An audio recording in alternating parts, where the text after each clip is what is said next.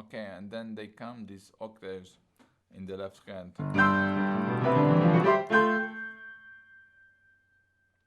So how to play them? It's actually just like before, but maybe you don't make them so clear this time. The wrist is quite important here, so it stays loose all the time, but it's the thumb actually that's leading the way. And you should not play too much inside here because we don't really have time.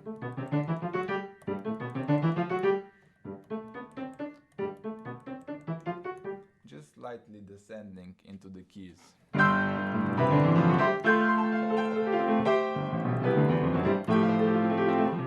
Should also know where the beats are. C, F.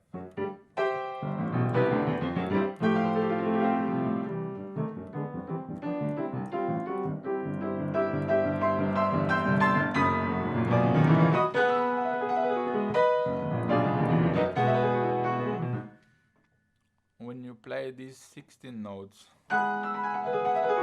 they're a bit uncomfortable, but I play them almost like sticking them all together.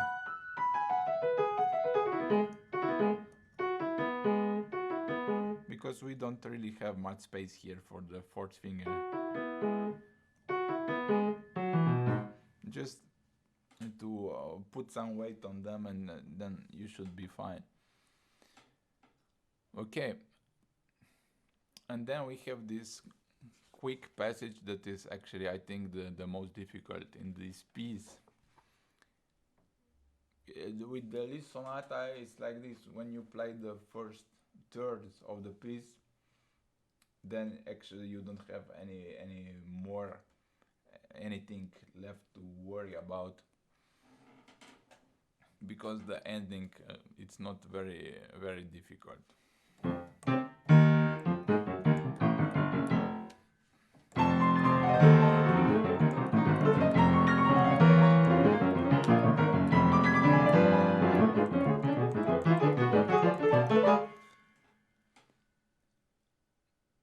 So here it's important that you don't miss notes. What do I mean? That maybe you sometimes slow down in order to play everything, especially positions like this. So it's not, also for the left hand here you should know where the second eighth of the beats are, because with the right hand you have to make a bit of the accent also on the second eighth, because you have two notes there.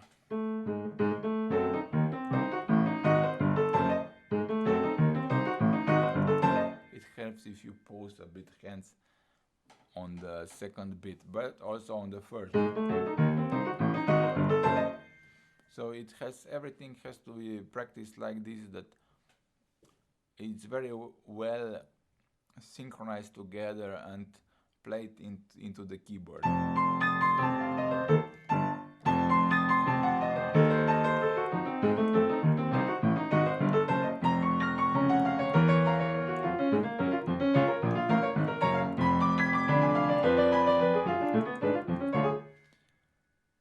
For positioning here, of course, it is always towards the keyboard, and try to curl a bit the third finger. You should feel nicely this F to be played.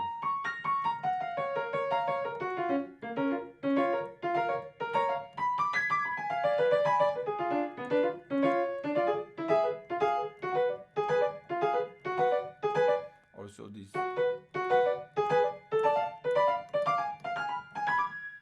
It's always in the direction towards the keyboard. And also when you have difficult positioning here, with the left hand, take the time. For example here. So you know know where the beats are, and it doesn't get missed.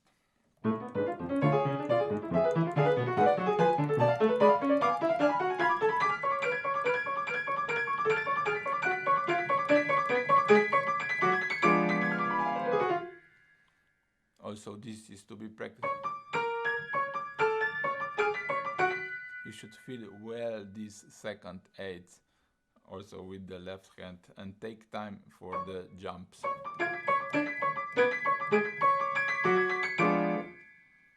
By the way, I also only play with the fifth finger here,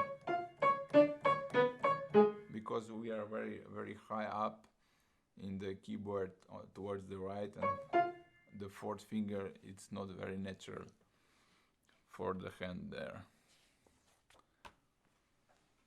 And then we have these runs together. I just group them.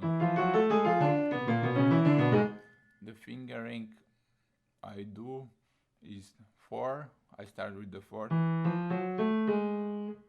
3, 4, thumb. 3, 4, thumb. Always like this. And the right hand has easy fingering. And when you come here, I think it's important to keep the beat in half notes, because this goes very fast. I don't know if this is in the alla breve, or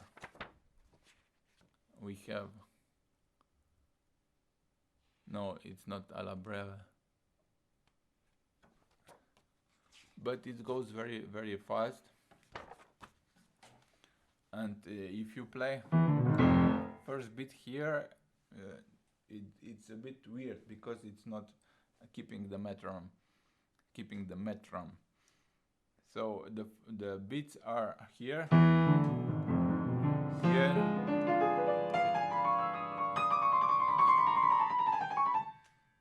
also it's not here on the E, like many people play.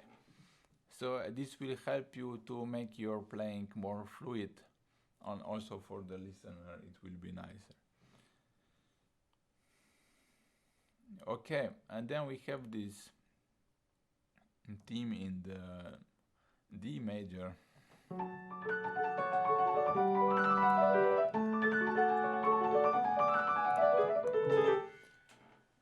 It's quite difficult, especially because you have to mark this melody.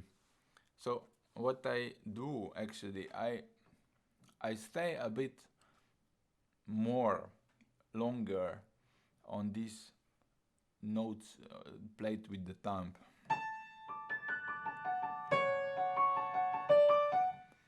And I mark them well.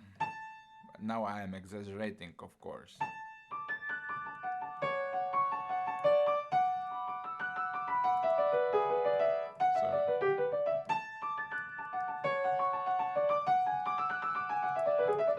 And other notes I play almost staccato, very lightly. If I play without fiddle. Also here is difficult position. You should play this. You should be able to play this like a trill.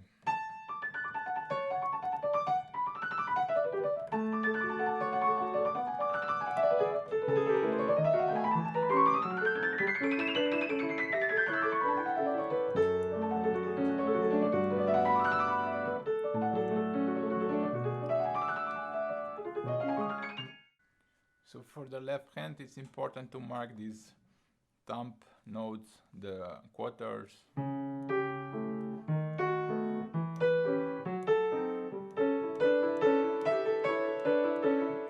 Just relax your hand and play a bit from the top.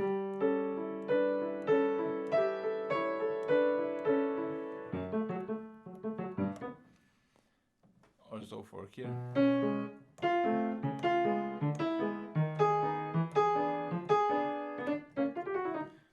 And then we have this descending 16 notes for the left hand.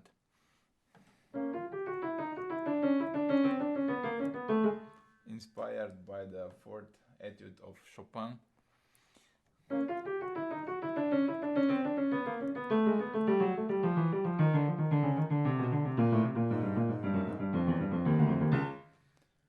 Here it actually demands very curled fingers because there are many black keys or the white keys inside the black keys, so you don't want to be play here but to play something in the middle, and always the movement is towards the keyboard, and make sure you feel well the third and the fourth finger.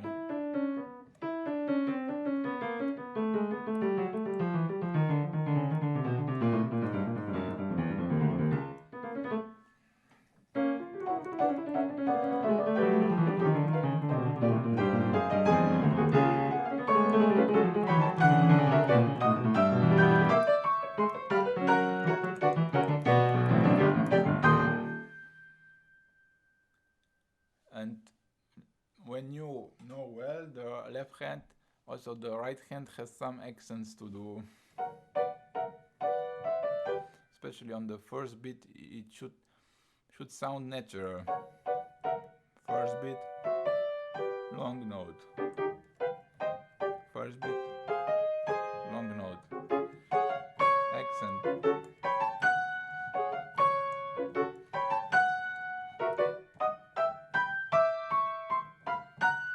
So all this that gets marked clear. Of course, everything is very relaxed and should not be harsh, but we should hear it.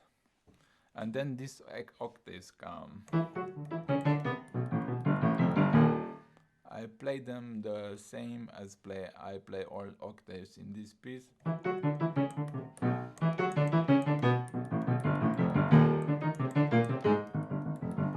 Of course, here I take a bit of the time for the change of the position between this.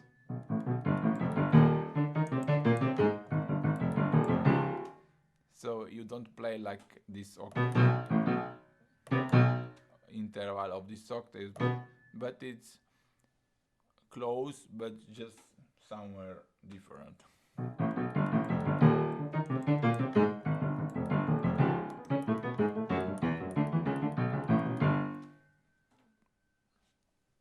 Sometimes I combine 5-4, 5-4, 4-5, but mostly the rule is where if there is a black key I press with the fourth, and if it's a white key I press with the fifth finger.